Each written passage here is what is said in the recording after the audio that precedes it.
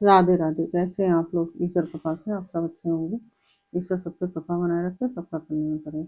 आज हम बताने जा रहे हैं श्रीमद् भागवत महापुराण के दसवें स्कंद का 85वां मतलब 85 अध्याय। और शिव भगवान के द्वारा वसुदेव जी को ब्रह्म ज्ञान का उपदेश तथा देवकी जी के 6 पुत्रों को लौटा लाना। और उसके पहले हम कहना चाहेंगे, यदि आपने हमारे चैनल को सब्सक्राइब नहीं किया तो प्लीज़ हमारे चैनल को सब्सक्राइब कर लीजिए और बेल आइकन बटन अवश्य दबा दीजिए, जिससे कि हमारे आने वाले सारे वीडियोस आपको प्राप्त हो सकें। यदि आपको कथा अच्छी लग रही है, समझ में आ रही है, तो वीडियो को लाइक शेयर अवश्य कीजिए, कमेंट में राधे राधे अवश्य लिखिए। चलिए अब चलते हैं कथा की तरफ। श्रीमन्नारायण नारायण हरि हरि, नारायण नारायण हरि हरि, तेरी लीला सबसे प्यारी प्यारी, हरि हरि तेरी लीला सबसे न्यारी न्यारी, हरि हरि श्रीमन्नारायण नारायण हरि हरि, नारायण नारायण हरि हरि। राधे राधे। बोलो कृष्ण कन्हैया लाल की जय। श्री सुखदेव जी कहते हैं, परीक्षित, इसके बाद एक दिन भगवान श्री कृष्ण और बलराम जी प्रातःकालीन प्रणाम करने के लिए माता पिता के पास गए। प्रणाम कर लेने पर वसुदेव जी बड़े प्रेम से दोनों भाइयों का अभिनंदन करके कहने लगे। वसुदेव जी ने बड़े बड़े ऋषियों के मुंह से भगवान की महिमा सुनी थी तथा उनके ऐश्वर्य चरित्र भी देखे थे। इससे उन्हें इस बात का दृढ़ विश्वास हो गया था कि ये साधारण पुरुष नहीं, स्वयं भगवान है। इसलिए उन्होंने अपने पुत्रों को प्रेम पूर्वक संबोधित करके यूं कहा, सच्चिदानंद स्वरूप श्री कृष्ण महायोगीश्वर संकर्षण, तुम दोनों सनातन हो। मैं जानता हूँ कि तुम दोनों सारे जगत के साक्षात कारण स्वरूप प्रधान और पुरुष के भी नियामक परमेश्वर हो। इस जगत के आधार, निर्माता और निर्माण सामग्री भी तुम ही हो। इस सारे जगत के स्वामी तुम दोनों हो और तुम्हारी ही क्रीड़ा के लिए इसका निर्माण हुआ है। और यह जिस समय जिस रूप में जो कुछ रहता है होता है, सब वह सब तुम ही हो। इस जगत में प्रकृति रूप से भोग्य और पुरुष रूप से भोक्ता तथा दोनों से परे दोनों के नियामक साक्षात भगवान भी तुम ही हो। इंद्रियातीत जन्म अस्तित्व आदि भाव विकारों से रहित परमात्मन इस चित्र विचित्र जगत का तुम्ही ने निर्माण किया है और इसमें स्वयं तुमने ही आत्मा रूप में प्रवेश किया, आत्मा रूप से प्रवेश भी किया है। तुम प्राण क्रिया शक्ति और जीव ज्ञान शक्ति के रूप में इसका पालन पोषण कर रहे हो। क्रिया शक्ति प्रधान प्राण आदि में जो जगत की वस्तुओं की सृष्टि करने में समर्थ है, जो जगत की वस्तुओं की सृष्टि करने में सामर्थ है, उनकी अपनी सामर्थ्य नहीं है, तुम्हारी ही है, क्योंकि वे तुम्हारे समान चेतन नहीं है, अचेतन है, स्वतंत्र नहीं परतंत्र है। अतः उन चेष्टाशील प्राण आदि में केवल चेष्टा मात्र होती है, शक्ति नहीं। शक्ति तो तुम्हारी ही है प्रभु। चंद्रमा की कांति, अग्नि का तेज, सूर्य की प्रभा, नक्षत्र और विद्युत आदि से स्फुरण रूप से सत्ता, सब पर्वतों की स्थिरता, पृथ्वी की साधारण शक्ति रूप वृत्ति और गंध रूप गुण, ये सब वास्तव में तुम ही हो। परमेश्वर जल में तृप्त करने, जीवन देने और शुद्ध करने की जो शक्तियां हैं, वे तुम्हारा ही स्वरूप है। जल और इसका रस भी तुम ही हो प्रभु। इंद्रिय शक्ति, अंतःकरण की शक्ति, शरीर की शक्ति और इसका हिलना डुलना, चलना फिरना, ये सब वायु की शक्तियां तुम्हारी ही है। दिशाएं और उनके अवकाश भी तुम ही हो। आकाश और उसका आश्रयभूत स्फोट, शब्द, तन्मात्रा या परावाणी, नाद पश्यंती, ओंकार मध्यमा और तथा वर्ण अक्षर और एवं पदार्थों के अलग अलग निर्देश करने वाले पद रूप है। वैखरी वाणी भी तुम ही हो। इंद्रियां आदि इनकी विषय प्रकाशनी शक्ति और अधिष्ठात्र देवता तुम ही हो। बुद्धि की निश्चयात्मिका शक्ति और जीव की विशुद्ध स्मृति भी तुम ही हो। भूतों भूतों में उनका इस कारण तामस अहंकार, इंद्रियों में उनका कारण तेजस अहंकार और इंद्रियों के अधिष्ठात्र देवताओं में उनका कारण सात्विक अहंकार है। अहंकार तथा जीवों के आवागमन का कारण माया भी तुम ही हो। भगवान, जैसे मिट्टी आदि वस्तुओं के विकार, घड़ा वृक्ष आदि में मिट्टी निरंतर वर्तमान है और वास्तव में वे मृत्तिका रूप ही है, उसी प्रकार जितने भी विनाशवान पदार्थ हैं उनमें तुम कारण रूप से अविनाशी तत्व हो। वास्तव में वे सब तुम्हारे ही स्वरूप हैं। प्रभो, सत्व रज तम ये तीनों गुण और उनकी वृत्तियां, परिणाम, महत्त्व आदि परब्रह्म परमात्मा में तुम में योग माया के द्वारा कल्पित है। इसलिए ये जितने भी जन्म, अस्थि, वृद्धि, परिणाम आदि भाव विकार हैं, वे तुम में सर्वदा नहीं है। जब तुम में इनकी कल्पना कर ली जाती है तब तुम इन विकारों में अनुगत जान पड़ते हो। कल्पना की निवृत्ति हो जाने पर निर्विकल्प परमार्थ स्वरूप तुम रह जाते हो। यह जगत सत्व रज तम आदि तीन गुणों का प्रवाह है। इन देह, इंद्रिय, अंतःकरण, सुख दुख और राग लोभ आदि उन्हीं के कार्य हैं। उनमें जो अज्ञानी तुम्हारा सर्व आत्मा का सूक्ष्म स्वरूप नहीं जानते हैं, वे अपने देह अभिमान रूप अज्ञान के कारण ही कर्मों के फंदे में फंसकर बार बार जन्म मृत्यु के चक्कर में भटकते रहते हैं। परमेश्वर मुझे शुभ प्रारब्ध के अनुसार इंद्रिय आदि की सामर्थ्य से युक्त अत्यंत दुर्लभ मनुष्य शरीर प्राप्त हुआ, किंतु तुम्हारी माया के वश में होकर मैं अपने सच्चे स्वार्थ परमार्थ से ही असावधान हो गया और मेरी आयु यूं ही बीत गई। प्रभो, यह शरीर मैं हूँ और इस शरीर के संबंधी मेरे अपने हैं। इस अहंता एवं ममता रूप स्नेह की फांसी से तुमने इस सारे जगत को बांध रखा है। मैं जानता हूँ कि तुम दोनों मेरे पुत्र नहीं हो, संपूर्ण प्रकृति और जीवों के स्वामी हो। पृथ्वी के भारभूत राजाओं के नाश के लिए ही तुमने अवतार ग्रहण किया है।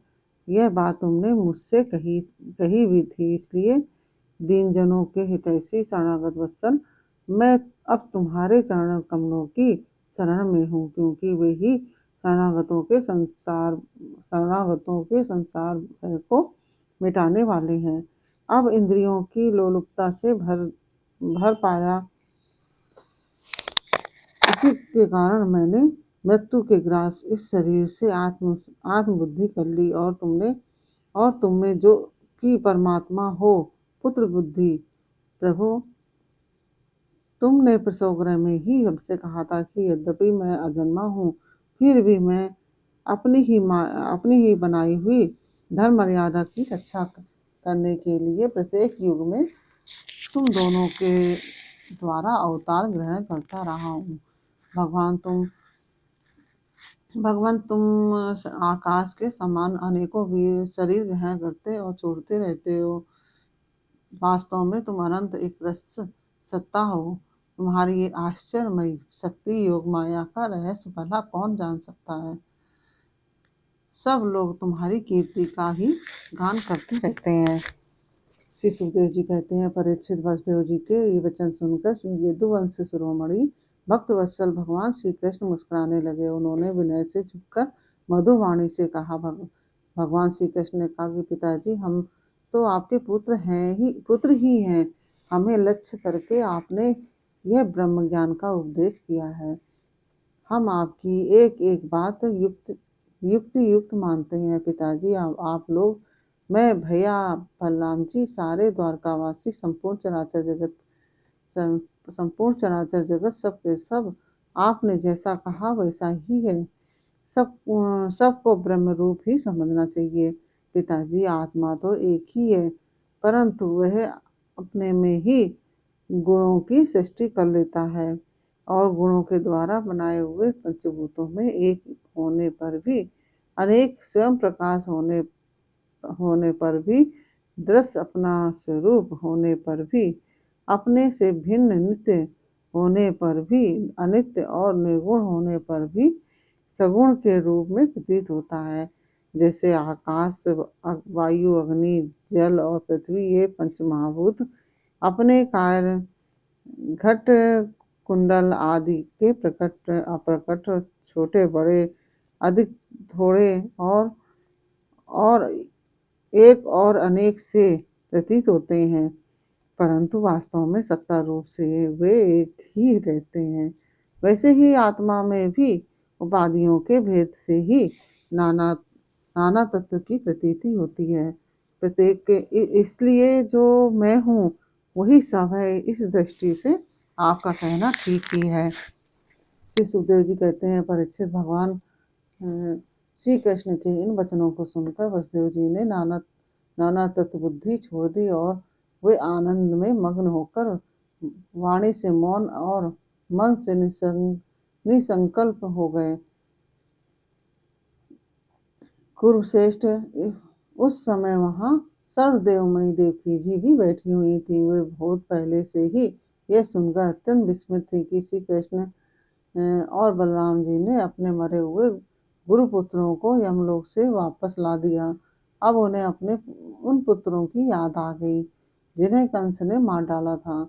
उनके स्मरण से देवकी जी का हृदय आतुर हो गया, नेत्रों से आंसू बहने लगे। उन्होंने बड़े ही करुण स्वर से श्री कृष्ण और बलराम जी को संबोधित करके कहा। देवकी जी ने कहा कि लोकाभिराम राम, तुम्हारी शक्ति मन और वाणी से परे हैं। श्री कृष्ण, तुम योगेश्वर के भी ईश्वर हो। मैं जानती हूँ कि तुम दोनों प्रजापतियों के भी ईश्वर आदि पुरुष नारायण हो। यह भी मुझे निश्चित रूप से मालूम है कि जिन लोगों ने कालक्रम से अपना धैर्य, संयम और सद्गुण खो दिया है तथा शास्त्र की आज्ञाओं का उल्लंघन करके जो स्वेच्छाचार परायण हो रहे हैं, भूमि के भारभूत उन राजाओं का नाश करने के लिए ही तुम दोनों मेरे गर्भ से अवतीर्ण हो। विश्वात्मन, तुम्हारे पुरुष रूप अंश से उत्पन्न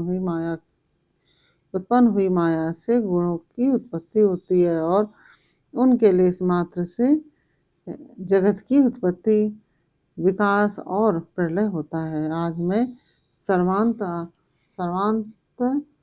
सर्वांतःकरण से तुम्हारी शरण हो रही हूँ। सर्वांतःकरण से मतलब सब तरह से तुम्हारी हो रही हूँ। मैंने सुना है कि तुम्हारे गुरु संदीपनी जी के पुत्र को संदीपनी जी के पुत्र को मरे हुए बहुत दिन हो गए थे। उनको गुरु दक्षिणा देने के लिए उनकी आज्ञा तथा काल की प्रेरणा से तुम दोनों ने उनके पुत्रों को यमपुरी से वापस ला दिया। तुम दोनों योगीश्वरों के भी ईश्वर हो। इसलिए आज मेरी भी अभिलाषा पूर्ण करो। मैं चाहती हूँ कि तुम दोनों मेरे उन मरे हुए पुत्रों को जिन्हें कंस ने मार डाला था ला दो और मैं उन्हें आंख भर कर देख लूं। श्री सुखदेव जी कहते हैं कि परीक्षित माता देवकी जी की यह बात सुनकर भगवान श्री कृष्ण और बलराम दोनों ने योग माया का आश्रय लेकर सुतर लोक में प्रवेश किया। जब देवराज इंद्र पली ने देखा कि जगत के आत्मा और इष्ट देव और मेरे परम स्वामी भगवान श्री कृष्ण और बलराम जी सुतल लोक में पधारे हैं। तब उनका हृदय उनके दर्शन के आनंद में निमग्न हो गया। उन्होंने झटपट अपने कुटुंब के साथ आसन से उठकर भगवान के चरणों में प्रणाम किया। अत्यंत आनंद से भरकर दैत्यराज बलि ने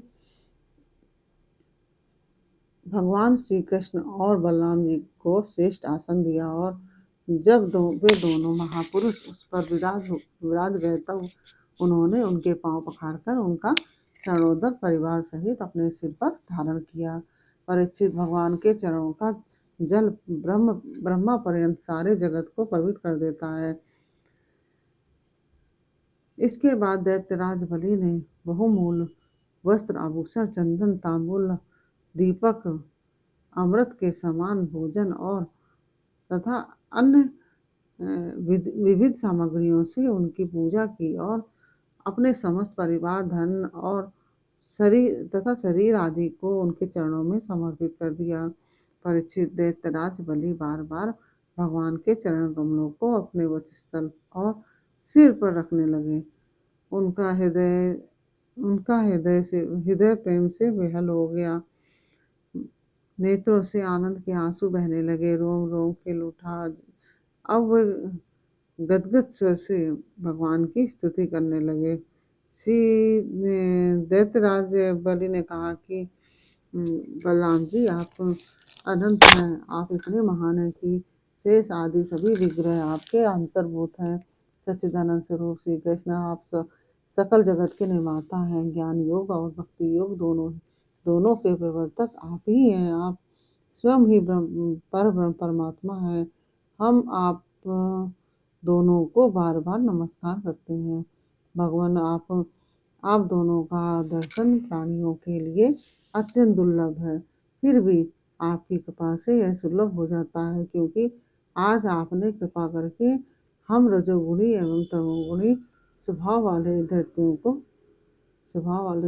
को भी दर्शन दिया है। प्रभु हम और हमारे ही समान दूसरे दैत्य दानव गंधर्व सिद्ध विद्याधर चारण यक्ष राक्षस पिशाच भूत और प्रमथ नायक आदि उनका प्रेम से भजन करना तो दूर रहा, आपसे सर्वदा दृढ़ वैर भाव रखते हैं, परंतु आपका श्री विग्रह साक्षात वेदमय और विशुद्ध सत्व स्वरूप है। इसलिए हम लोगों में से बहुतों ने दृढ़ वैभव से कुछ ने भक्ति से और कुछ ने कामना से आपका स्मरण करके उस पद को प्राप्त किया है, जिसे आपके समीप रहने वाले सतप्रधान देवता आदि भी नहीं प्राप्त कर सकते हैं।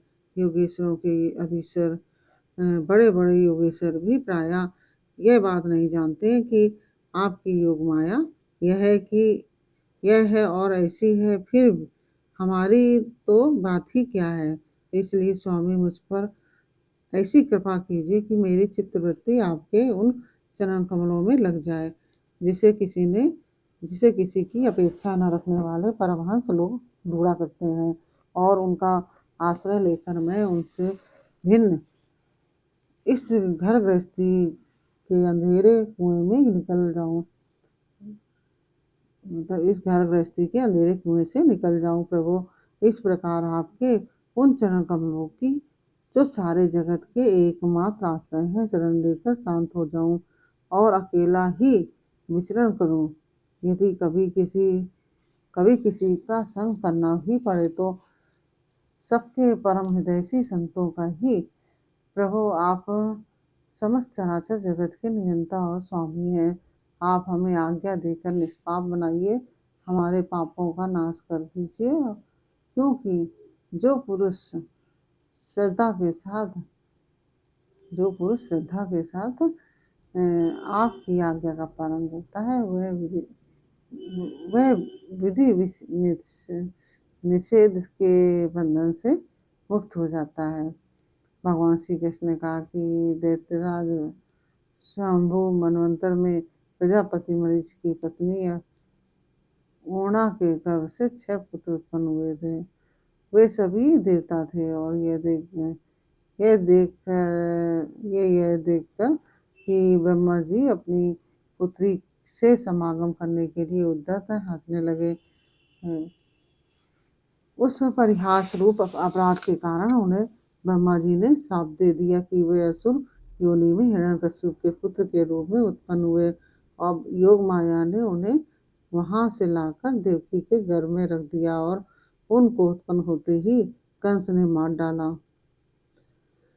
दैत्यराज माता देवकी जी अपने उन पुत्रों के लिए अत्यंत शोकातुर हो रही हैं और वे तुम्हारे पास हैं।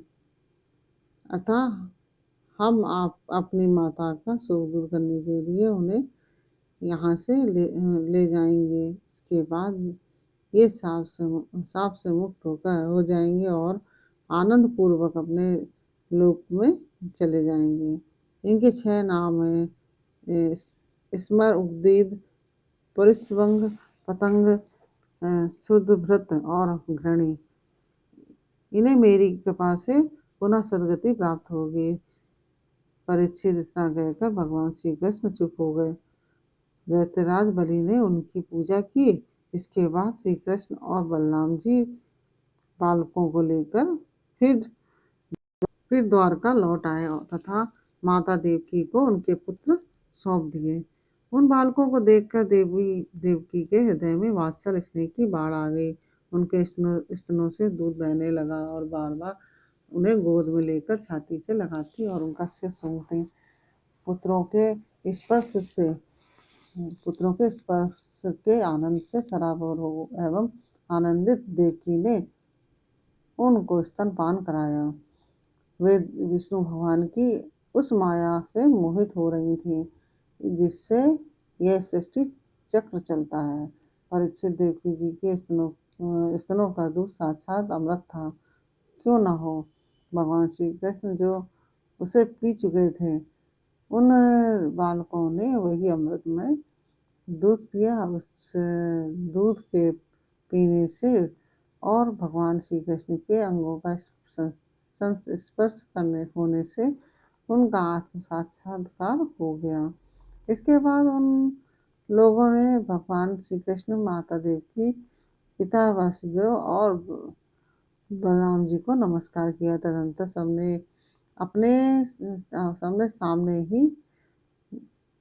सबके सामने ही वे देवलोक पर चले गए। परीक्षित देवकी यह देखकर अत्यंत विस्मित हो गई कि मरे हुए बालक लौट आए और फिर चले भी गए। उन्होंने ऐसा निश्चय किया कि यह श्री कृष्ण की ही कोई की लीला कौशल है। परीक्षित, भगवान श्री कृष्ण स्वयं परमात्मा है। उनकी शक्ति अनंत है। उनके ऐसे अद्भुत चरित्र इतने हैं कि किसी प्रकार उनका पार नहीं पाया जा सकता। श्री सूत जी कहते हैं कि सौनकादि ऋषियों भगवान श्री कृष्ण की कीर्ति अमर है, अमृतमयी है। उनका चरित्र जगत के समस्त पाप तापों को मिटाने वाला तथा भक्त जनों के कर्ण कुहरों में आनंद सुधा प्रभावित करने वाला है। इसका वर्णन एवं व्यास नंदन भगवान श्री सुखदेव जी ने किया है। भगवान सुखदेव जी ने किया है। जो इसका श्रवण करता है अथवा दूसरों को सुनाता है, उसकी संपूर्ण चित्तवृत्ति भगवान में लग जाती है और वह उन्हीं के परम कल्याण स्वरूप धाम को प्राप्त होता है। इस प्रकार से यह हमने 85वां यानी कि 85 नंबर अध्याय पूर्ण हुआ है। और ये अध्याय आपको कैसा लगा, ये हमें कमेंट बॉक्स में अवश्य बताइए। अच्छा लगा हो तो वीडियो को लाइक शेयर अवश्य कीजिए और कमेंट में राधा राधा अवश्य लिखिए, राधे राधे अवश्य लिखिए। और फिर मिलते हैं आपसे अगले वीडियो में अगले अध्याय के साथ। तब तक के लिए राधे राधे।